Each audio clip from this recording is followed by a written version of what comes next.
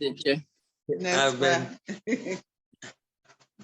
Alors, nous rendons gloire à Dieu encore pour ses bienfaits dans nos vies. Vraiment, c'est merveilleux de le servir. Quand tu sers un Dieu vivant, on va les choses qui t'épargnent. Il t'épargne de beaucoup de choses, mais les gens ne le savent pas.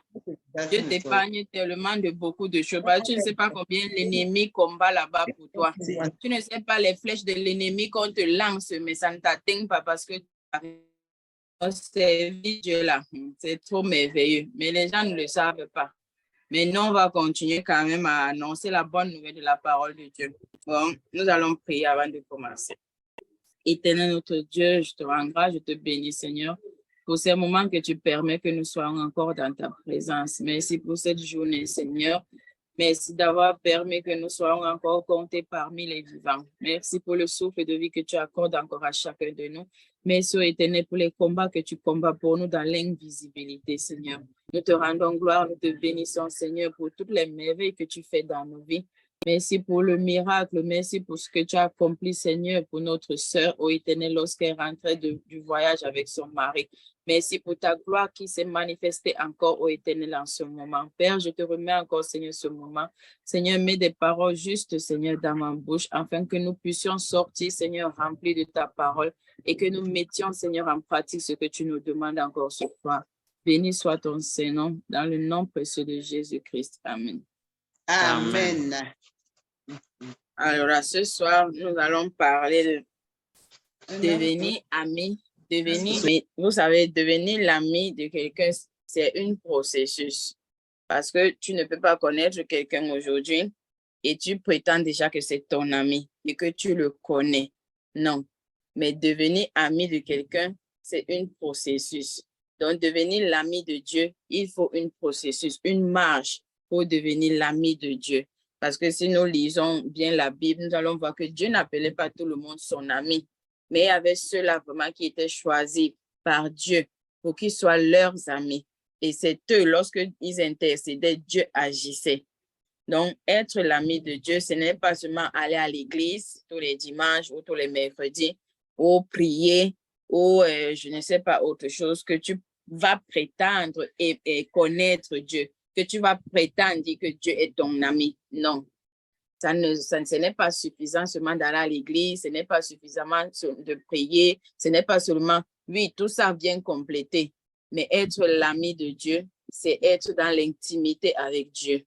Passer suffisamment de temps dans l'intimité avec Dieu. Parce que c'est dans l'intimité que Dieu va te révéler beaucoup de choses. C'est dans l'intimité que tu vas apprendre à connaître qui est Dieu. C'est dans l'intimité que tu vas apprendre à connaître qui est Jésus. Le reste, aller à l'église, prier avec tes frères et sœurs, prendre un temps de jeûne, faire tout ça, le reste vient compléter. Mais l'intimité, nous allons le voir avec Moïse, quand on va aller de l'avant, nous allons le voir avec Moïse, lorsqu'il était dans l'intimité avec Dieu au mont Sinaï, où il prenait des 40 jours, 40 nuits pour être dans l'intimité avec Dieu. Donc, si tu veux que Dieu soit ton ami, cherche-le dans l'intimité. Et tout le reste vient seulement compléter. Parce qu'il y a des gens, des chrétiens aujourd'hui qui prétendent connaître Dieu parce qu'ils partent à l'église tous les dimanches, tous les mercredis, parce qu'ils prient, parce qu'ils jeûnent, parce qu'ils font des bonnes œuvres. Il dit qu'il connaît Jésus. Tu vas lui dire que qui est Jésus, il sera incapable de te répondre parce qu'il ne connaît pas vraiment qui est Jésus. Parce que quand tu prends exemple de nos amis que nous avons, tu ne peux pas faire confiance à quelqu'un que tu ne connais pas. Donc, tu dois d'abord apprendre la personne avec qui tu veux être, tu veux marcher pour maintenant le considérer comme ton ami. C'est comme le mariage. Tu ne vas pas rencontrer quelqu'un comme ça en route, dire que demain on va se marier alors que vous ne vous connaissez pas. Qu'est-ce que tu en sais si demain, dans votre couple, le mariage va aller de l'avant parce que tu n'as pas d'abord connu la personne avec qui tu vas passer ta vie. Donc, l'amitié, c'est un processus. C'est de connaître et de rester dans la présence de Dieu. Il y a les étapes. La sœur Merveille va mettre quelques étapes que je lui ai envoyées pour voir comment nous pouvons progresser en devenant amis de Dieu. Parce que le Dieu que nous servons, c'est notre C'est le roi des rois, c'est le seigneur des seigneurs. L'amitié est un processus. Ici, l'étape 1 d'abord. Dieu est Dieu. Nous voyons d'abord l'étape 1. Dieu est Dieu. Tu dois d'abord accepter que Dieu est Dieu. 1. Première étape. Accepter qu'il est Dieu. Accepter que lui, sans lui, tu n'es rien. Accepter que c'est lui qui est toute chose. Deuxième étape, il est le créateur. Tu dois accepter qu'il est notre créateur, qui t'a créé. Tu dois accepter que c'est lui qui a créé le ciel et la terre. Tu dois accepter que toute chose qui existe, c'est lui qui l'a créé, sans exception. Ce n'est pas l'homme qui a créé la science, ce n'est pas l'homme qui a créé. Dieu a donné l'intelligence à l'homme, mais tout a été créé par Dieu. De troisième étape, tu dois l'accepter comme ton sauveur et Seigneur. Parce qu'il a quitté les cieux, il a quitté son trône de gloire, il est descendu sur la terre sous forme d'un être humain. Il a porté nos péchés à la croix. Son sang a été versé pour que nos péchés soient effacés, non couverts comme dans l'Ancien Testament où le sang des boucs couvrait le péché, mais son sang nous lave de nos péchés. Quatrième étape, il est notre Seigneur. Il dit quoi? La parole de Dieu dit quoi? Il est le médiateur entre Dieu et nous. Tu dois accepter qu'il est le médiateur entre Dieu et nous. Que sans lui là, tu ne peux rien. Je prends un exemple, quand nous qui sommes ici, quand nous partons en Afrique, il faut un avion, il faut un bateau pour aller dans un autre endroit. Mais sans cet avion, sans cet bateau, comment les gens pouvaient arriver dans tel endroit. Mais il faut quelque chose pour que tu puisses y arriver dans l'autre endroit. Et pour arriver vers Dieu, il te faut Jésus-Christ. Parce que sans Jésus-Christ, tu ne peux pas aller vers Dieu. Donc, tu dois l'accepter d'abord comme ton Seigneur et Sauveur. Et tu dois l'accepter comme ton Père. Un enfant qui obéit à son Père. Quand tu dis que Dieu est ton Père, tu lui dois obéissance. Tu lui dois obéissance. Tu dois obéir à tout ce qu'il te demande. Tu dois faire sa volonté parce qu'il est ton Père. Un Père est celui-là qui nous amène sur le droit chemin. Un Père est celui-là qui nous met, qui nous donne des directives à suivre et nous devons les suivre sans murmurer, sans poser de questions, soit sans faire quoi que ce soit, mais nous devons l'obéir. Pourquoi? Parce qu'il est notre Père. Comme nous respectons nos pères terrestres, lui, il est plus que ce Père terrestre. Bon, si tu l'as accepté comme de Dieu, Dieu des dieux, comme le Créateur qui t'a créé, qui a créé toutes choses, comme ton Sauveur qui est mort sur la croix pour toi, comme ton Seigneur, que sans lui, tu n'es rien, tu dois l'accepter comme ton Père, qu'il est tout pour toi. Et maintenant vient l'amitié. L'amitié, il doit être ton ami en qui tu as confiance. Parce qu'aujourd'hui, les gens disent mon ami, meilleur ami, mais nous voyons tous combien les meilleurs amis, ils tuent leurs amis, ils empoisonnent leurs amis. Mais le Dieu que tu sais ne t'empoisonnera jamais. Au contraire, c'est pour cela qu'il nous a donné sa parole, pour que nous soyons ses enfants, pour que nous soyons ses amis, pour que nous marchions selon sa volonté. Dieu veut nous avoir comme ses amis. Il veut nous avoir comme ses enfants. Il veut être avec nous. Mais est-ce que tu veux être l'ami de Dieu? Est-ce que tu veux devenir l'ami de Dieu? Et dernière étape, être ton époux. Être ton époux, ton épouse. Être ton époux. Celui-là qui te comble, celui-là qui te cajole, celui-là qui te donne la joie, celui-là qui te donne la paix, celui-là qui te dirige, celui-là qui te remplit d'amour que aucun homme sur cette terre ne peut te donner. Si tu marches selon ces étapes, tu vas voir que même dans tes prières, parce que les gens aujourd'hui prient, ils ne savent même pas le Dieu qu'ils prient. Ils ne savent pas. Mais comment tu peux prier quelqu'un que tu ne considères pas comme le Dieu des dieux, comme un créateur, comme un sauveur, comme un seigneur, comme un père, comme un ami, comme un époux? Mais qu'est-ce que tu attends qu'il exauce tes prières? Il ne peut pas exaucer tes prières parce que tu ne le considères pas. Pour toi, c'est un Dieu qui exécute ce que tu lui dis. Si tu ne le connais pas, si tu ne l'acceptes pas, s'il n'est pas ton ami, bien-aimé, tu ne peux pas prétendre que tu connais Christ si tu n'as pas encore accepté tout ce processus de l'amitié. Tu ne peux pas encore connaître qui est Jésus. Il y a beaucoup de chrétiens aujourd'hui qui ne connaissent pas qui est Jésus. Tu vas lui dire que pourquoi tu sais Dieu. Il va te dire que pour ne pas aller en enfer. Mais mon frère, si c'est seulement ça que tu sais Dieu, ça ne sert à rien que tu le sais.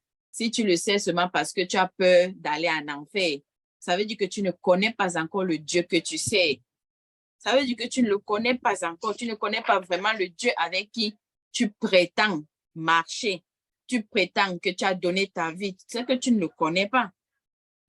On ne sert pas Dieu parce qu'on a peur d'aller en enfer. Ça, c'est pas servir Dieu. Ça, c'est pas l'accepter comme ton ami. Ça, c'est pas l'accepter comme ton Seigneur et Sauveur. Ça, c'est pas l'accepter comme ton époux. Ça, c'est pas l'accepter comme le Dieu des dieux.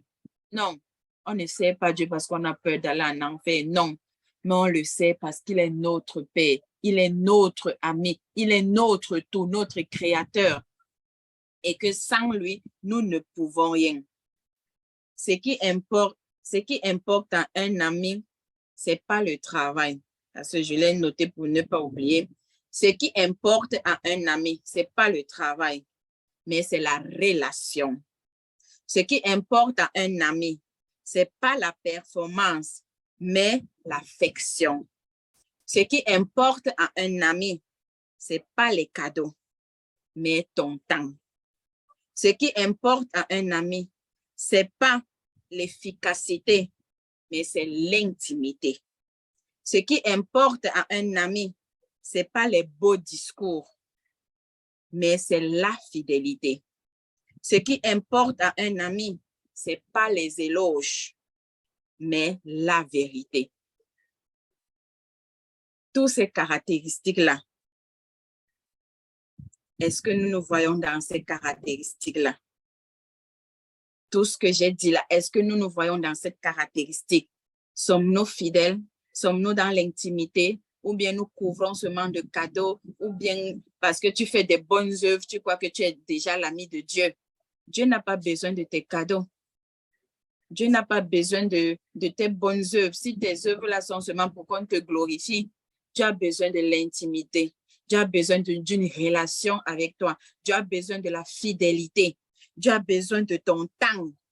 Dieu a besoin de la vérité, que tu marches dans la vérité. C'est ça que Dieu a besoin pour toi. C'est ça que Dieu veut de toi pour qu'il soit ton ami. Il n'a pas besoin des éloges. Il n'a pas besoin de tout ça, mais il a besoin de toi, de ton temps, de ton intimité, de ta relation, de la vérité.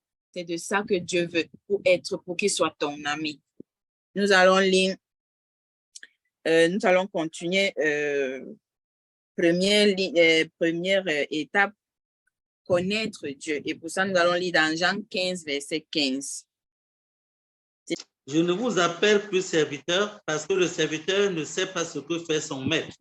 Mais je vous ai appelé ami parce que je vous ai fait connaître tout ce que j'ai appris de mon Père. Amen. Amen, amen, amen. Pour devenir l'enfant de Dieu, pour devenir ami de Dieu, il faut connaître qui est Dieu. Il dit, je ne vous appelle plus serviteur parce que le serviteur ne sait pas ce que fait son maître, mais je vous ai appelé ami parce que je vous ai fait connaître tout ce que j'ai appris de mon Père.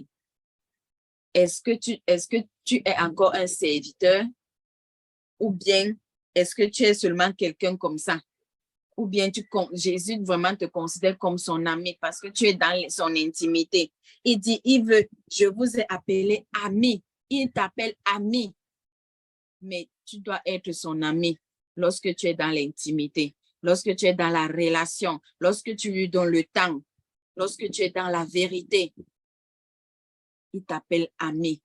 Mais quand tu n'es pas dans tout ça, tu es dans le désordre, dans les éloges, tu pars à l'église parce qu'il faut aller à l'église, tu pries parce qu'il faut prier, tu fais tout ça, tu médites parce qu'il faut méditer. C'est que tu n'es pas encore ami de Dieu, mais tu es un serviteur. Tu es un serviteur qui est comme ça. Tu es un serviteur qui est comme ça, qui remplit juste comment je peux dire, la religion, quoi, qui fait juste la religion, mais tu n'as pas une relation avec Dieu. Tu veux être l'ami de Dieu, marche selon la volonté de Dieu. Dans tous ces critères que j'ai cités, et sois dans l'intimité avec Dieu. Pour qui t'appelle son ami. Moïse était l'ami de Dieu. Nous allons le lire dans la communion, la relation avec Dieu que Moïse avait. Nous allons le lire dans Exode 33, versets 7 à 11. Oui. Ok, je lis pour la gloire de Dieu. Moïse prit la tente et la dressa hors du camp à quelque distance. Il appela tente d'assignation. Et tous ceux qui consultaient l'Éternel allaient vers la tente d'assignation qui était hors du camp. Lorsque Moïse se rendait à la tente, tout le peuple se levait, chacun se tenant à l'entrée de sa tente et suivait des yeux Moïse jusqu'à ce qu'il fût entré dans la tente. Et lorsque Moïse était entré dans la tente, la colonne de nuée descendait et s'arrêtait à l'entrée de la tente et l'Éternel parlait avec Moïse. Tout le peuple voyait la colonne de nuée qui s'arrêtait à l'entrée de la tente. Tout le peuple se levait et se prosternait à l'entrée de sa tente. L'Éternel parlait avec Moïse face à face, comme un homme parle à son ami. Puis Moïse retournait au camp. Mais son jeune serviteur Josué, fils de Nun, ne sortait pas du milieu de la tente. Amen. Amen, amen. On dit ici, là, l'Éternel parlait avec Moïse face à face, comme un homme parle à son ami. Comme un homme parle à son ami. Pourquoi? Parce que Moïse avait une intimité avec Dieu. Moïse avait un endroit où aller dans la présence de Dieu.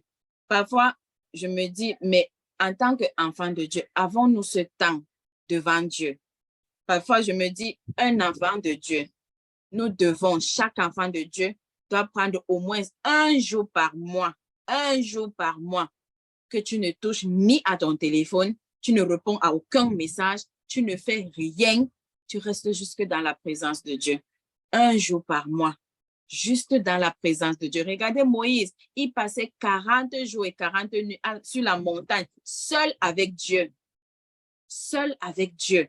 On dit quoi ici? Et lorsque Moïse était entré dans la tente de colonne de nuée, descendait et s'arrêta à l'entrée de la... Et l'Éternel parla avec Moïse.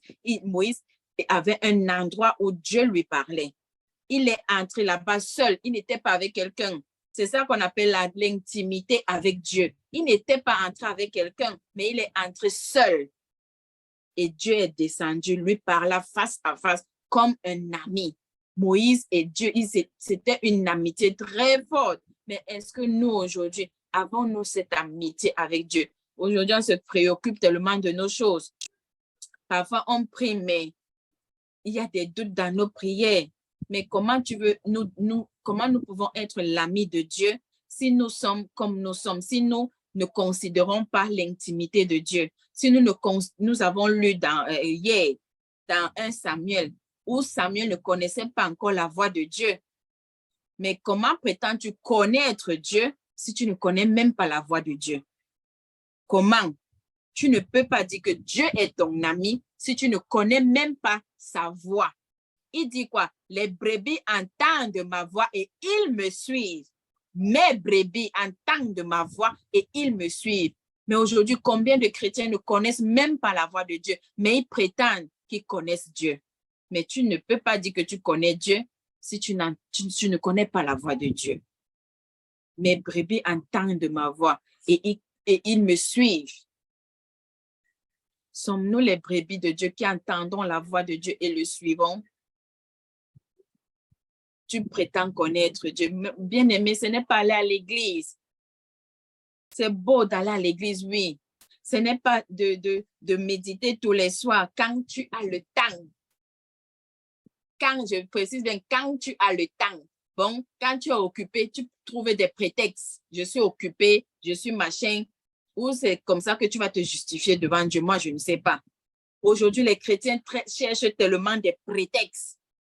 Mais il y a une pour toute chose.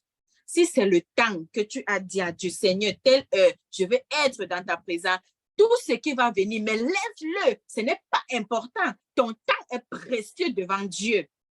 Mais comment les chrétiens veulent que Dieu les bénisse? Comment les chrétiens veulent que Dieu soit leur ami? Mais s'ils n'ont pas de temps devant Dieu, toujours en train de chercher les prétextes. Mais comment?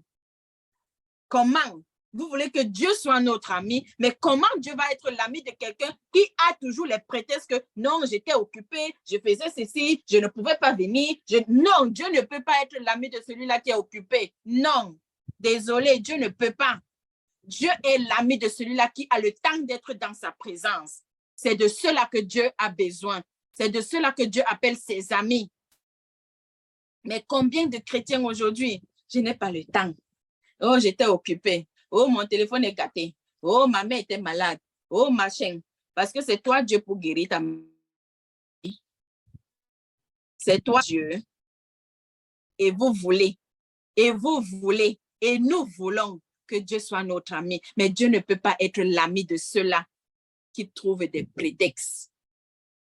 Il n'y a pas de prétexte devant l'intimité de Dieu. Il n'y a pas de prétexte. Arrêtez. Moi, je ne suis pas d'accord sur ça. Il n'y a pas de prétexte. Quand c'est l'heure pour Dieu, c'est l'heure pour Dieu. Tout ce que tu es en train de faire, arrête-le. Parce que quoi? Parce qu'il est ton Dieu, parce qu'il est le Créateur, parce qu'il est ton Seigneur, parce qu'il est ton Père, parce qu'il est ton ami, parce qu'il est ton époux. Tout le reste là n'a pas d'importance quand tu es dans l'intimité avec Dieu. Moïse pouvait dire que non, je dirige d'abord le peuple. Dieu, on va se voir après. Mais Moïse laissait le peuple. Il partait à la montagne pour être dans l'intimité avec Dieu. Et Dieu l'a appelé mon ami, son ami. Mais on veut être l'ami de Dieu quand on n'a pas le temps de le servir. Mais désolé, arrêtons. Prêchons la vérité de la parole de Dieu. Arrêtons de faire croire aux gens que non, c'est pas grave si tu n'es pas venu. Non, machin, oui, ta mère était malade. Oui, ça va. Arrêtons. Arrêtons. Dieu ne peut pas être l'ami de cela. Arrêtons ça. Tu veux être l'ami de Dieu, reste dans son intimité. Tu veux être l'ami de Dieu, fais sa volonté. Reste dans la vérité de sa parole. Marche selon ses désirs. Papa David, tu vas lire Exode 32, versets 7 à 14. Dit à Moïse, va, descends, car ton peuple que tu as fait sortir du pays d'Égypte s'est corrompu.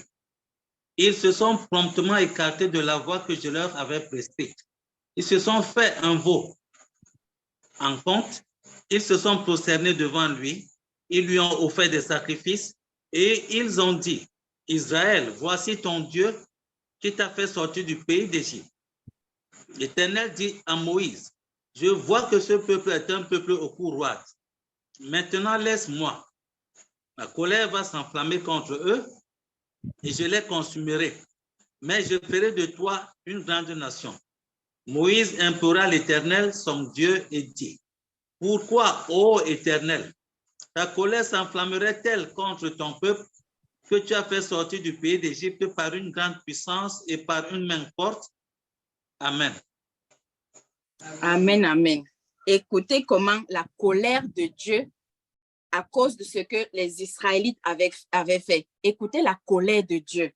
Dieu voulait agir parce que le peuple s'était détourné de lui. Mais écoutez ce que Moïse a dit à Dieu. Écoutez bien ce que Moïse a dit à Dieu. Et Dieu a écouté Moïse.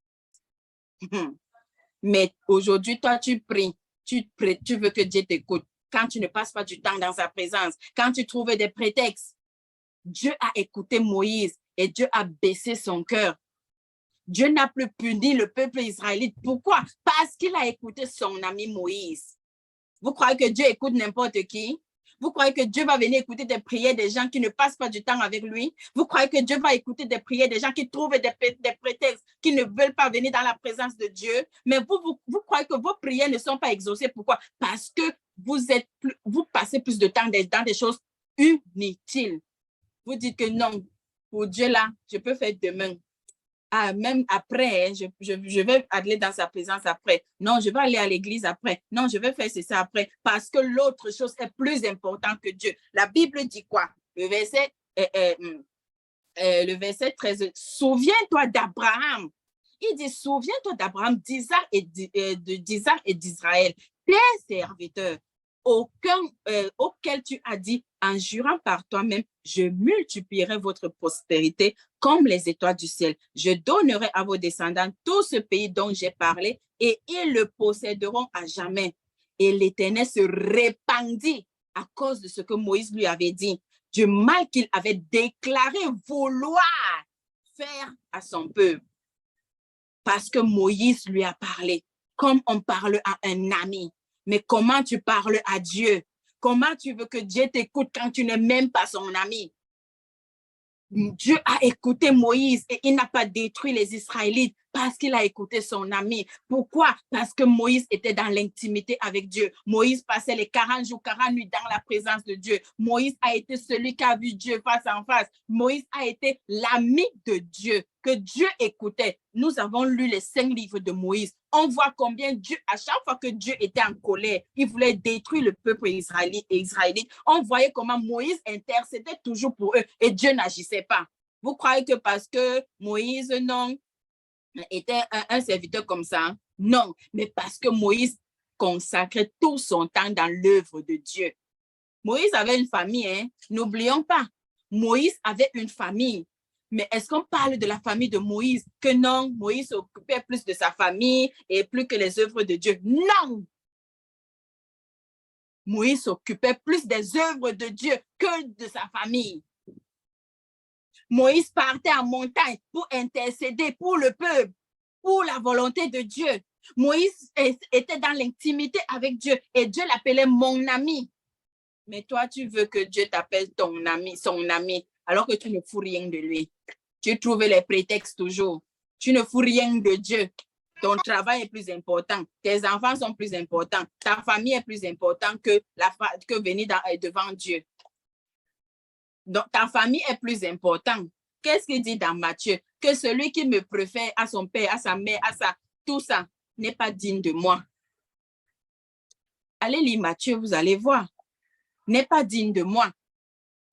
Bien-aimé, si tu veux que Dieu soit ton ami là, sois dans l'intimité avec lui.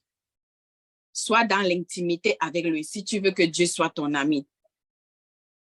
Papa David, tu vas lire Jérémie 17, versets 7 à 8. Éternel, et dont l'Éternel est l'espérance. Il est comme un arbre planté près des eaux et qui étend ses racines vers le courant. Il n'aperçoit point la chaleur quand elle vient et son feuillage reste vert. Dans l'année de la sécheresse, il n'a point de crainte et il ne cesse de porter du fruit. Amen. Amen, amen, amen. Ici, on parle de la confiance en Dieu. Quand Dieu est ton ami, tu as confiance en lui. Comme aujourd'hui, vous avez des amis en qui vous avez confiance. Parce que tu ne peux pas prétendre dire que tu aimes Dieu quand tu n'as pas confiance en lui. Quand tu n'as pas cette confiance aveugle, si je peux dire ça comme ça, aveuglette envers Dieu. Parce que être l'ami de Dieu, c'est avoir confiance. Moïse avait confiance en Dieu. Moïse ne craignait rien. C'est à cause du peuple que Moïse, parfois, il se fâchait. Mais Moïse avait confiance en Dieu. Quand Dieu est ton ami, vous avez des amis aujourd'hui en qui vous dites que vous avez confiance. Mais laissez-moi vous dire que l'homme de soi ne met pas 100% en disant que tu as confiance en telle personne. Non, parce que l'homme va toujours te décevoir. Mais Dieu, lui, ne te décevra jamais. Si il est ton ami, aie confiance en lui. Qu'importe les souffrances que tu passes, qu'importe ce que tu fais, qu'importe les problèmes dans lesquels tu te trouves, aie confiance sans murmurer, sans douter. Parce que c'est ces murmures et ces doutes que Dieu ne réagit pas dans nos vies. Mais si tu le considères comme ton ami, comme ton Dieu, ton Créateur, ton Seigneur, comme nous l'avons vu dans toutes ces étapes, tu dois avoir confiance en lui. Moïse a eu confiance en Dieu. Job a eu confiance en Dieu. Abraham a eu confiance en Dieu. Quand tu as confiance en lui, même si c'est Goliath qui est devant toi, tu ne vas pas le craindre. David a dit quoi? Je viens au nom de l'Éternel. David n'a pas regardé ce géant qui était devant lui pour dire que ouais, il va me tuer, je vais faire comment? Non. Il a dit, je viens au nom de l'Éternel. Pourquoi? Parce qu'il avait confiance en l'Éternel. As-tu confiance à ce Dieu? Papa David, tu vas lire le dernier livre de Deutéronome 28, verset 1. C'est écrit, si tu obéis à la voix de l'Éternel, ton Dieu, en observant et en mettant en pratique tous ces commandements que je te prescris aujourd'hui, l'Éternel, ton Dieu, te donnera la supériorité sur toutes les nations de la terre. Amen. Amen, amen. Ici, là, on parle de l'obéissance en Dieu. Il dit bien, si tu, j'aime beaucoup cette parole, si tu obéis à la voix de l'Éternel, ton Dieu, en observant et en mettant, on n'a pas seulement dit observer, en mettant en pratique. Parce qu'aujourd'hui, les chrétiens disent, Dieu, c'est dans le cœur. Donc, je fais ce que je veux. Oh, mon corps, c'est mon corps. Donc, je fais ce que je veux. Donc, la partie où dit que ton temple, ton corps est le temple du Saint-Esprit, les gens ne le voient pas. Dieu, c'est dans le cœur. Moi, je dis souvent que si Dieu est dans le cœur, là, même Dieu qui est au ciel, il pouvait dire que je les aime, mais je ne viens pas mourir pour eux. Mais je les aime. Mais il a manifesté son amour. Il a mis en pratique son amour. Donc, quand tu dis que tu es enfant de Dieu, tu dois mettre en pratique la parole de Dieu. Tu dois mettre en pratique la volonté de Dieu. Dieu n'est pas seulement dans le cœur. Arrêtez de le dire, chrétien. Dieu n'est pas seulement dans le cœur. Dieu, c'est dans la vie de tous les jours, dans ta manière de parler, dans ta manière d'agir, dans ta manière de voir, dans toutes les manières. Dieu doit se manifester dans le physique et dans le spirituel. Ce n'est pas seulement que Dieu est dans le cœur. Arrêtons souvent de dire du n'importe quoi. Dieu n'est pas seulement dans le cœur. Parce que si Dieu était seulement dans le cœur, les disciples n'allaient pas mourir, n'allaient pas mettre leur vie en péril comme ils l'ont mis. Non. Mais ils ont manifesté. Ils ont mis en pratique la parole de Dieu. Arrêtez de dire que vous êtes enfant de Dieu et vous ne mettez pas en pratique la parole de Dieu. C'est que vous n'êtes pas enfant de Dieu. Dieu n'est pas seulement dans le cœur, mais Dieu, c'est dans la vie de tous les jours, dans ta marche de tous les jours. Donc, bien-aimé, deviens ami de Dieu. Et pour devenir l'ami de Dieu, il faut les étapes. Comme nous l'avons vu au début, il faut les étapes. Ce n'est pas au jour, au lendemain. Comme je l'ai dit au début, même quand tu as ton fiancé, tu apprends à connaître la personne avec qui tu vas passer toute ta vie. Ce n'est pas que tu le rencontres aujourd'hui et 2 heures après vous vous mariez. Non, mais tu apprends à le connaître. Donc, tu es enfant de Dieu. Apprends à connaître ce Jésus que tu sais. Si tu veux qu'il devienne ton ami, si tu veux qu'il soit ton ami intime, passe l'intimité avec lui, une relation personnelle avec lui. Sois dans la vérité. Marche selon ses désirs. Mets en pratique sa parole. Aie l'obéissance. Obéis à tout ce qu'il te demande et aie confiance en lui. Mettez la parole de Dieu en pratique parce que Dieu n'est pas seulement dans le cœur. C'était la parole que Dieu a mis dans mon cœur de vous partager ce soir. Que son nom soit béni. Amen. Amen. Amen, amen. Amen. Amen. Amen. Amen.